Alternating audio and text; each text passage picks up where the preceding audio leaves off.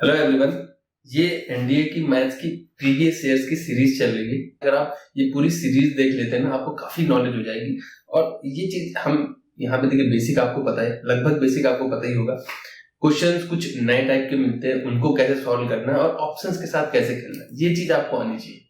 तो video start करने से पहले यही रिक्वेस्ट है कि अगर आप पहली बार आए तो चैनल को सब्सक्राइब करिए और अपने फ्रेंड्स के साथ जरूर शेयर करिए। कोई भी आपके पास मेथड है या कोई सजेशन है कि इस पर्टिकुलर क्वेश्चन को हम और अच्छे तरीके से या शॉर्ट तरीके से कर सकते हैं, उसको कमेंट में जरूर मेंशन करिएगा, हम उसको भी इंक्लूड करेंगे। ठीक है, तो चलिए आगे स्टार्ट करते हैं। Let A B C be 3 mutually exclusive and exhaustive events associated with a random experiment. Random experiment के साथ है तो प्रोबेबिलिटी ऑफ बी दे रखा है ए के टर्म्स में and probability of C B के टर्म्स में दे रखा है, तो प्रोबेबिलिटी ऑफ ए निकालना है। देखिए, इस क्वेश्चन में सिर्फ और सिर्फ लैंग्वेज का खेल है और कुछ नहीं। अगर आपको इन टर्म्स के मतलब नहीं पता है, म्यूचुअली एक्सक्लूसिव और एग्जॉस्टिव इवेंट्स क्या होते हैं, तो आप इस क्वेश्चन को नहीं कर सकते। म्यूचुअली एक्सक्लूसिव का मतलब होता है इंटरसेक्शन जीरो आएगा, वो एक दूसरे से इंडिपेंडेंट है, अलग अलग है। ठीक है, ए सर्कल मान लीजिए, जिसे आपने वेन डायग्राम पढ़ रखा है, ए अगर ये है तो बी ये होगा, यानी इनका इंटरसेक्शन, यानी कोई भी कॉमन एलिमेंट नहीं है दोनों में, ये मतलब होता है। और एग्जॉस्टिव इवेंट्स वो होते हैं कि जिन इवेंट्स को कंबाइन करने से पूरा सैंपल स्पेस बन जाए, यानी कि probability of A plus probability of B plus probability of C की value total sample space, complete solution, मतलब टोटल प्रोबेबिलिटी 1 हो जाती है किसी के होने की। तो ये प्रोबेबिलिटी ऑफ ए हमें इससे फाइंड करना है। प्रोबेबिलिटी ऑफ ए निकालना है तो ये एज इट इज रहेगा। बी ए के टर्म में दे रखा है तो ये 1.5 मतलब 3/2 प्रोबेबिलिटी ऑफ ए दे रखा है। प्रोबेबिलिटी ऑफ सी एक्चुअल में बी के टर्म में 0.5 टाइम्स प्रोबेबिलिटी ऑफ बी, वो कितना है 1.5 टाइम्स प्रोबेबिलिटी ऑफ ए, तो ये हो जाएगा 0.75 यानी 3/4 प्रोबेबिलिटी ऑफ ए, और वैल्यू कितनी है 1।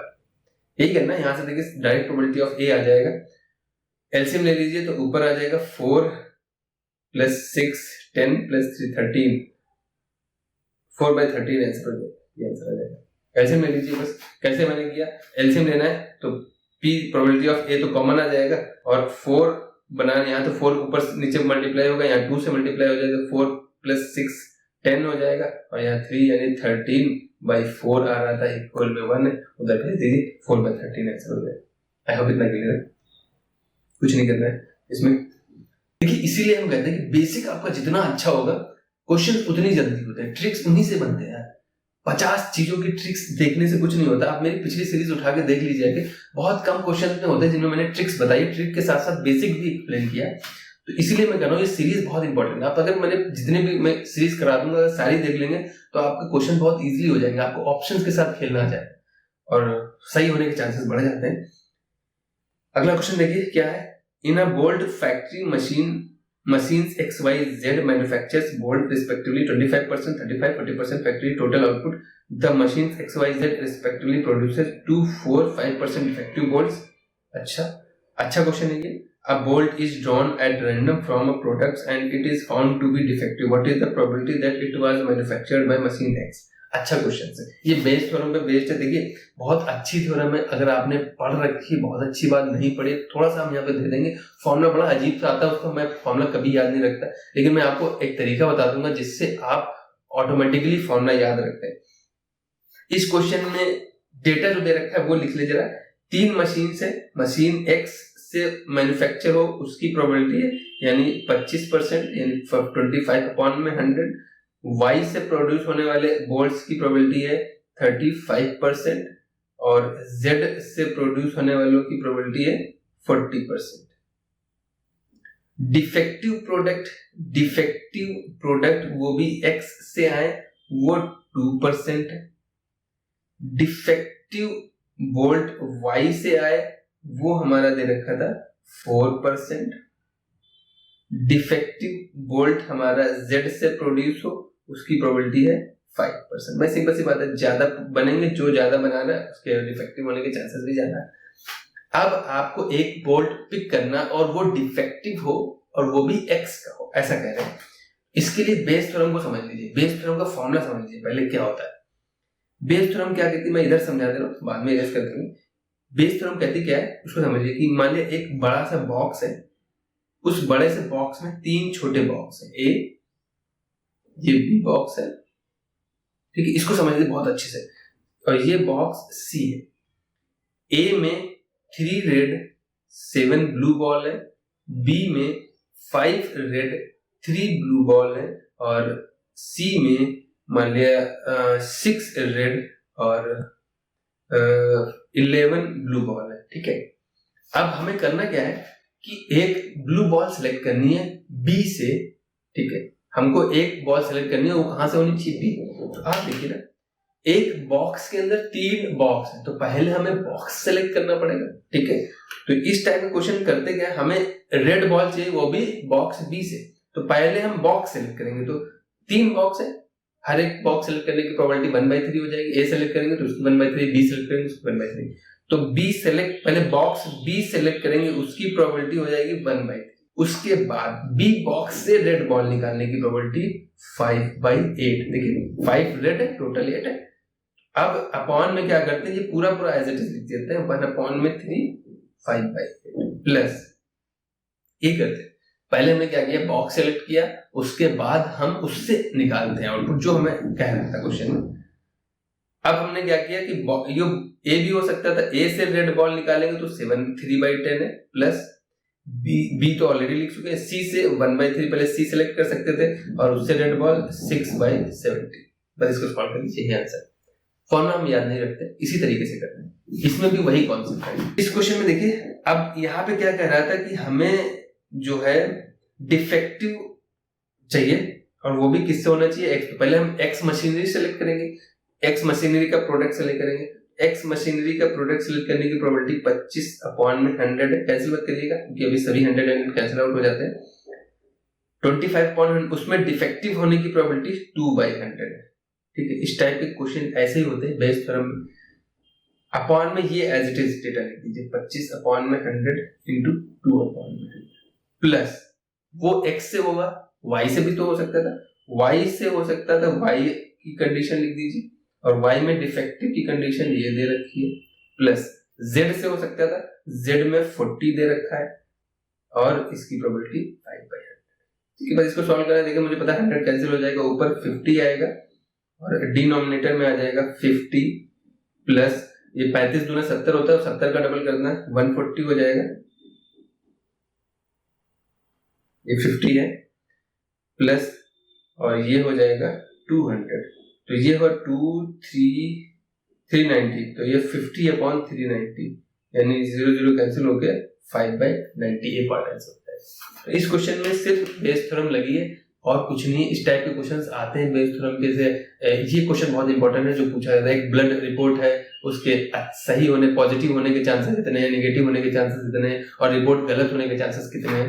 इस टाइप के क्वेश्चन इसी थ्योरम पे बेस्ड होता है, उसको आप देख लीजिएगा, आपके एनसीईआरटी या आरडी में मिल जाएगा उसका सोल्यूशन। क्वेश्चन नंबर 108 क्या है, 3 groups of children contain, 3 group हैं बच्चों के, जिसमें पहले ग्रुप में 3 गर्ल हैं, 1 बॉय है, ये पहला ग्रुप है। दूसरे ग्रुप में 2 गर्ल हैं, 2 बॉय हैं। तीसरा ग्रुप क्या है, 1 गर्ल है, 3 बॉय, ठीक है। 1 child is selected at random from each group, हर एक ग्रुप से सिलेक्ट करना है, मतलब 3 बच्चे सिलेक्ट करेंगे। फिर the probability that 3 selected consist 1 girl and 2 boy, हमको वो केस बताना है। तो 1 गर्ल पहले ग्रुप से आ सकती थी, बाकी से फिर हमको बॉय लेने पड़ेंगे, या फिर बी हो सकता था, या फिर बी जी, ये सिचुएशन हो जाएगी। तो आपको भी पता है भाई 1 गर्ल और 2 बॉय आने के केसेस यही हो सकते हैं। तो पहले ग्रुप से गर्ल सेलेक्ट होते तो 3/4 है, दूसरे ग्रुप एक सेलेक्ट करना है बच्चा, तो दूसरे ग्रुप से बॉय सेलेक्ट होने की वैल्यू 2/4 है, और तीसरे से 1 बॉय सेलेक्ट होने की वैल्यू 3/4 है, प्लस अपॉन में 4 आएगा। इसका मतलब पहले ग्रुप से बॉय 1/4 है, दूसरे ग्रुप से गर्ल 2/4 है, और तीसरे ग्रुप से बॉय 3/4 है, प्लस पहले से बॉय 1/4 है, 2/4 है, और 1/4 है। तो डिनोमिनेटर तो सेम है, बस ऊपर वाले को ऐड कर देना है। तो ऊपर कितना हो जाएगा 9 18 प्लस 6 प्लस 2 अपॉन में 64।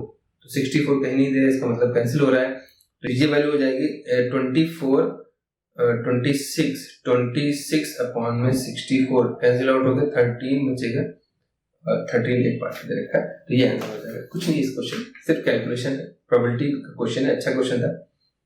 आगे देखिए क्वेश्चन क्या कह रहा है।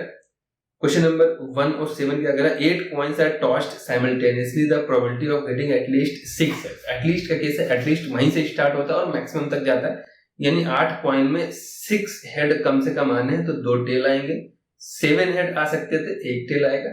6 तो आने, यानी इसके ज्यादा चलेगा, या तो 8 हेड आ सकते थे। ये बाइनोमियल डिस्ट्रीब्यूशन है प्रोबेबिलिटी वाला। तो यहाँ पे करते क्या है, देखिए हेड की प्रोबेबिलिटी भी हाफ होती है और टेल की प्रोबेबिलिटी भी हाफ। तो यहाँ पे 1/2 की पावर 6 इंटू 1/2 की पावर 2 करेंगे, ये आपको पता होगा, तब भी टोटल 1/2 की पावर 8 ही रहेगा।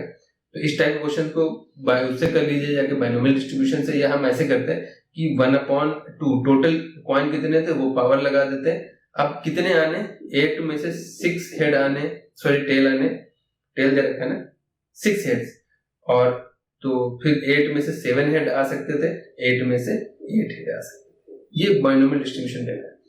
तो इसकी वैल्यू 1/256 हो गया। तो 256 देखिए 2 ऑप्शन में दे रखा है, हो सकता है कैंसिल आउट भी हो रहा हो, लेकिन ये ऑप्शन तो नहीं होना चाहिए, इतना बड़ा तो नहीं आएगा इनको ऐड करने से। 8C6 एक्चुअल में 8C2 है, यानी 8 को 2 बार ओपन करना था। 8 इंटू 7/2 यानी 28 वैल्यू हो जाएगी।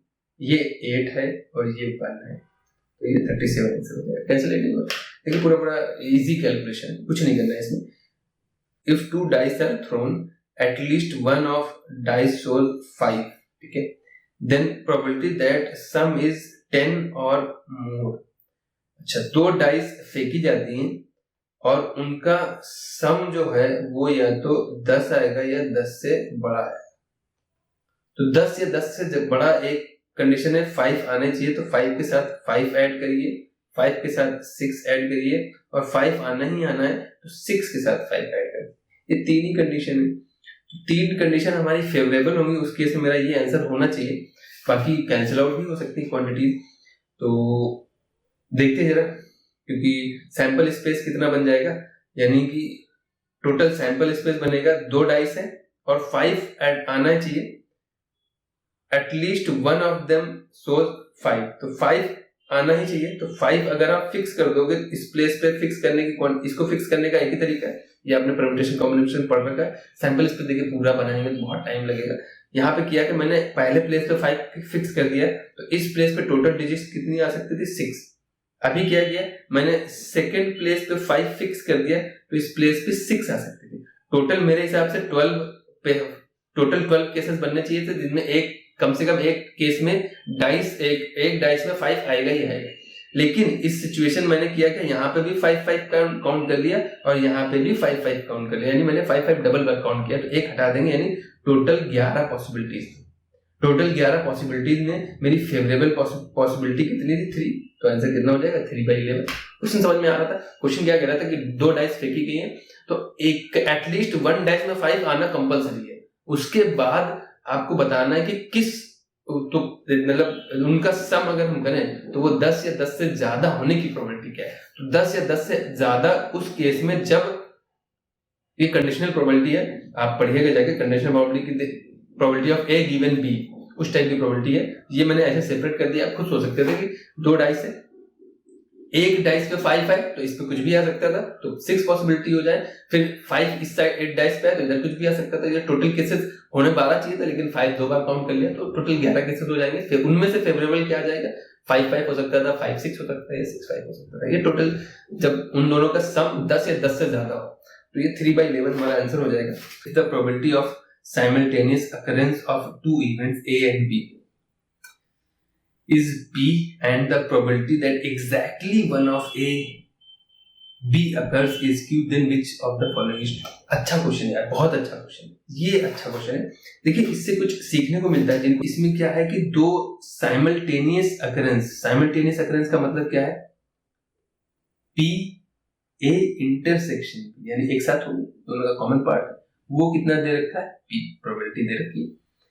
The probability that exactly one का मतलब क्या होता है, जैसे ये आप पढ़ते हो ना, पेन डायग्राम में पढ़ा होगा, तो ये ए होता है, ये बी होता है। एग्जैक्टली वन का मतलब है ये पार्ट सिर्फ ए है और ये पार्ट सिर्फ बी, ये एग्जैक्टली वन है।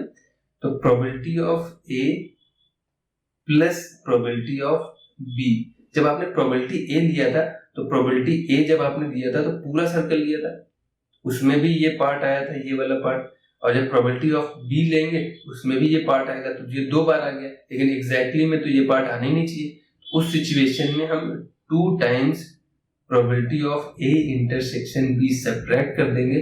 ये एग्जैक्टली वन का केस है। अगर आपने वेन डायग्राम अच्छे से पढ़ रखा है तो आपको समझ में आ गया होगा ये वैल्यू कितनी दे रखी है, ये क्यों दे रखी है। इतना क्वेश्चन में गिवन है, अगर आप इतना डेटा नहीं लिख सकते क्वेश्चन से तो आप इस क्वेश्चन को नहीं सॉल्व कर सकते। इसलिए प्रोबेबिलिटी में अगर आपको म्यूचुअली एक्सक्लूसिव एग्जॉस्टिव इवेंट्स के बारे में नहीं पता है, इस टाइप के लैंग्वेज को कन्वर्ट करना नहीं पता है, तो इस अच्छे क्वेश्चन को नहीं कर पाएंगे। और इन अच्छे क्वेश्चंस की वैल्यू होती है, एग्जामिनर चेक करते हैं, तो जो बच्चे इजी क्वेश्चन तो सभी कर लेते हैं, टफ क्वेश्चन भी करना जरूरी होता है।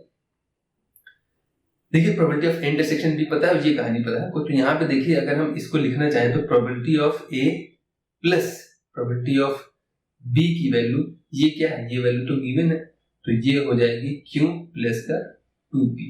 यहाँ पे अगर हम ये वैल्यू पुट कर देंगे और ये उस साइड चला जाएगा तो ये वैल्यू आती है। ये इतना डेटा गिवन था। आगे देखिए probability of A not plus probability of B not की वैल्यू ये आनी चाहिए। तो प्रोबेबिलिटी ऑफ ए नॉट क्या हो जाएगा, 1 माइनस का probability of A plus probability of B not क्या हो जाएगा, 1 माइनस का प्रोबेबिलिटी ऑफ बी, और वैल्यू इसकी वैल्यू निकालनी है तो ये हो जाएगा 2 माइनस का probability of A plus probability of B, और ये वैल्यू हमने निकाल रखी है, ये दे रखी है। ये वैल्यू यहाँ पुट करेंगे तो 2 माइनस का क्यू माइनस का 2p आना चाहिए, तो वैल्यू ठीक है, सही, पहला पार्ट सही है हमारा। पहला पार्ट किसमें से, ये ऑप्शन नहीं होगा, ये ऑप्शन नहीं होगा, ठीक है, थोड़ी कम कैलकुलेशन करनी पड़ेगा। अब दूसरा भी चेक करना पड़ेगा क्योंकि 1 और 2 में कोई 1 और 3 में कोई एक आंसर होगा। तो probability of A complement intersection B complement निकालना है। इसके लिए डी मॉर्गन्स इस तरीके का एक लॉ होता है, वो कहता क्या है कि ए यूनियन बी का पूरे का कॉम्प्लीमेंट इज इक्वल होता है A complement intersection B complement. उल्टा हो जाता है ना सर, अगर यहाँ यूनियन है तो इंटरसेक्शन हो जाएगा, इंटरसेक्शन है तो यूनियन हो जाता है। इसका मतलब है इसकी जगह हम ये लिख सकते हैं, ठीक है। तो ये जो दे रखा है इन्होंने, तो इसको हम लिख सकते थे probability of A union P complement, ठीक है, ये रूल होता है। आप चाहे तो सेट थ्योरी में जाके देख सकते हैं। और इसकी वैल्यू किसी के ना होने की प्रोबेबिलिटी क्या होती है, 1 माइनस उसके होने की प्रोबेबिलिटी, 1 माइनस उसके होने की प्रोबेबिलिटी, ये होता है। और ये तो पूरी सिचुएशन हमको यहाँ दे ही रखा था, क्या दे रखा था वो देख लीजिए, probability of A plus probability of B. ये जो 2 टाइम्स दे रखा है ना, ये जो क्वांटिटी, इसको हम अलग अलग लिख देते हैं, probability of A intersection B और माइनस का probability of A intersection B की वैल्यू क्यों दे रखी थी। तो यही तो भैया यूनियन का फॉर्मूला होता है, probability of A plus probability of B minus का probability of A intersection B. तो ये वैल्यू कितनी हो जाएगी, probability of A union B minus का, और ये जो इंटरसेक्शन दे रखा है, ये इंटरसेक्शन तो हमको ये दे रखा है ना p है, तो ये p है और ये इक्वल टू q है, यानी probability of a union b की वैल्यू कितनी है, p प्लस q। तो यहाँ 1 माइनस p माइनस q आना चाहिए, और वही दे रखा है, यानी both option correct, C part. देखिए अच्छा क्वेश्चन है, इस क्वेश्चन को आप 1-2 बार रिवाइंड करके जरूर देखिएगा, इससे आपको काफी कॉन्सेप्ट क्लियर हो जाएंगे। 2 integers x and y are chosen with replacement choose करना है। सेट दे रखे 0 to 10, the probability that x minus y is greater than 5, x minus y is greater than 5। ये देखिए आपको थोड़ा सा टाइम लगेगा इसमें, क्योंकि x minus y total sample space देखिए हमें 2 डिजिट सेलेक्ट करने हैं, 2, ठीक है। तो ऐसे देखा जाए कि 2 इंटीजर सेलेक्ट विद रिप्लेसमेंट, पहले प्लेस को फिल करने के ऑप्शन 11 है, 0 से स्टार्ट कर रहे हैं, और जो डिजिट सेलेक्ट की वो हम फिर से सेलेक्ट कर सकते थे, इधर 11 है। तो टोटल 121 तो टोटल केसेस बन रहे हैं। 2 डिजिट सेलेक्ट करने की जो केसेस बनेंगे वो इतने बन रहे हैं। लेकिन ये कह रहा है कि उनका जो डिफरेंस है मॉड लगा है, मतलब पॉजिटिव क्वांटिटी, यानी कि -5 भी आए या 5, हमें उससे मतलब नहीं, सिर्फ हमें 5 मिल रहा है। मॉड का मतलब होता है सिर्फ डिफरेंस, ठीक है, सब्ट्रैक्शन माइनस नहीं देखना है, इसलिए मॉड है सिर्फ पॉजिटिव। यानी आप 5 - 10 लिखे तब भी 5 ही आएगा, 10 - 5 लिखे तब भी 5 ही आएगा। इस सिचुएशन में हमें आगे पीछे दोनों के केसेस लेने पड़ेंगे। टोटल 121 है, तो इसका मतलब यार ये ऑप्शन तो नहीं होना चाहिए। 3 ऑप्शन से आंसर आएंगे, 121 आ रहा है। देख लेते जरा ऑप्शन क्या बन। अगर आप x की वैल्यू 10 लोगे तो y क्या क्या हो सकता था। x की वैल्यू 10 लोगे तो y क्या हो सकता था, 0 हो सकता है, 1 हो सकता है, 2 हो सकता है, 3 हो सकता है, 4 हो सकता है, 5 नहीं ले सकते, इक्वल हो जाएगा, हमको 5 से बड़ा चाहिए, ये ऑप्शन रख सकते थे। टोटल कितने बन जाएंगे, 1 2 3 4 5, और उल्टा भी कर सकते थे, टोटल 10 डिजिट्स यहाँ से 10 पेयर ऐसे बनेंगे जिनका डिफरेंस 5 से बड़ा रहेगा, ठीक है। आप 10 0 ले लो, 0 10 ले लो, 10 1 ले लो, 1 10 ले लो, ठीक है, इस टाइप से। अगर हम 9 लेते हैं, और उल्टा भी हो सकता है ना, इसलिए उनका डबल कर देना है। टोटल देखिए 3 to 5 थे तो 5 का डबल हो जाएगा। 9 के साथ क्या ले सकते थे हम, 9 के साथ 0 ले सकते हैं, बिल्कुल 1 ले सकते हैं, और 2 ले सकते हैं, 3 ले सकते हैं, 4 नहीं ले सकते, 4 ले लेंगे तो 5 आ जाएगा, 5 से बड़ा चाहिए। टोटल 4 है, टोटल 8 आ जाएगी, मतलब उनका डबल कर देना रिवर्स ऑर्डर में, क्योंकि हमें डिफरेंस चाहिए था।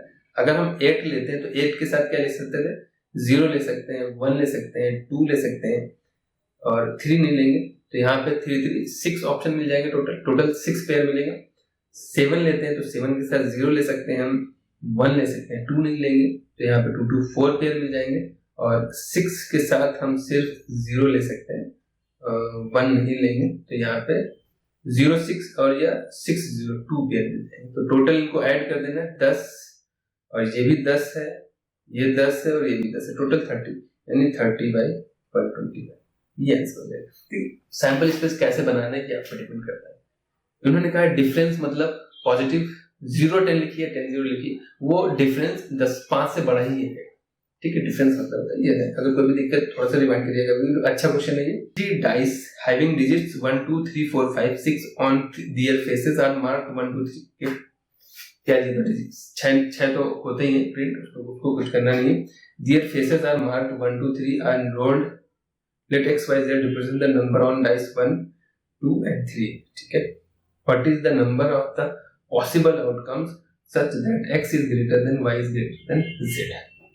तो ये कैसे लेना है यार, नंबर ऑफ पॉसिबल आउटकम्स बताने, यानी पॉसिबिलिटी बतानी है हमको, क्या क्या आ सकता है। तो 6 पहले ले सकते हैं, तो यहाँ पे 5 फिक्स कर देंगे, 6 5 फिक्स कर सकते हैं, तो यहाँ पे 1 आ सकता था, 2 आ सकता है, 3 आ सकता है, 4 आ सकता है, 5 नहीं ले सकते क्योंकि इक्वल हो जाएगा। हमको x greater y greater z greater than चाहिए। 6 के बाद 4 फिक्स कर देंगे, तो यहाँ पे क्या ले सकते थे, 1 ले सकते हैं, 2 ले सकते हैं, 3 ले सकते हैं, ऐसे चेक कर लेना है। और 6 के बाद यहाँ पे 3 ले लेंगे, तो यहाँ पे 1 ले सकते हैं, 2 ले सकते हैं। अब 6 के बाद 2 नहीं ले सकते, ठीक है। अब ये 6 से इतने ऑप्शन मिल गए, तो ये आप कैलकुलेट इस तरीके से कैलकुलेट करनी है। फिर 5 के लिए चेक कर लेना है, 4 के लिए चेक करना है, 3 के लिए चेक करना है, बस 2 के लिए नहीं चेक करेंगे। 3 में 3 2 1 एक ही मिलेगा, इस तरीके से आपको निकाल लेना है। टोटल आपका जो भी आंसर है इसको भी आपको कमेंट बॉक्स में कमेंट कर देना है। मैंने तरीका बता दिया कैसे चेक कर लेना है। तो यहाँ पे देखिए ये दोनों फिक्स कर दिया, तो 1 2 3 4 पेयर यहाँ से मिलेंगे। इन दोनों को फिक्स कर दिया तो 5 6 7 टोटल 7 हो जाएंगे, या 3 पेयर यहाँ से मिल जाएंगे और 2 पेयर यहाँ से मिल जाएंगे, ठीक है। तो टोटल 4 + 3 + 2 तो यहाँ से मिल गया, टोटल 9 तो यहाँ यहीं पे हो गए, तो थोड़ा सा ज्यादा आएगा। 14 नहीं हो सकता आंसर, 16 भी नहीं होगा, तो इन दोनों में से एक आंसर आ जाएगा। आप कैलकुलेट कर सकते हैं यार, 6 रखने से ही मेरे इतना आ गया, और 3 वाला भी एक देगा, तो 10 तो यहीं पे हो रहे हैं, तो 14 आने के चांसेस नहीं है। 14 16 बहुत मुश्किल है, 18 20 हो सकता है एक आंसर, बट फिर भी आपको आंसर कमेंट करना है। तो 14 तो नहीं आएगा, इतना श्योर है, क्योंकि 5 रखेंगे, 5 के बाद 4 फिक्स करके वैल्यू चेक करेंगे, फिर 5 3 फिक्स करके वैल्यू चेक करेंगे, इस तरीके से 4 फिर लेंगे, तो पेयर नंबर ऑफ पेयर ज्यादा आ जाएंगे। तो ये सीरीज बहुत इंपॉर्टेंट है, आपको काफी कुछ सीखने को मिलेगा, आपके सारे पार्ट्स आपको देखना बहुत जरूरी है। तो जो टॉपिक्स वीक है वो आपके कवर हो जाएंगे और बाकी क्रैश कोर्स तो हम करा ही देंगे, जो टॉपिक्स आप लोग बताएंगे उनका हम करा देंगे। बाकी जो नेक्स्ट पेपर आएगा उसके लिए हम पूरा स्टार्टिंग से सिलेबस कराएंगे। तब तक के लिए सेफ रहिए, चैनल को सब्सक्राइब जरूर करिए, अगर पहली बार देख रहे हैं अपने फ्रेंड्स के साथ शेयर करिए। नेक्स्ट वीडियो मिलते हैं, थैंक यू।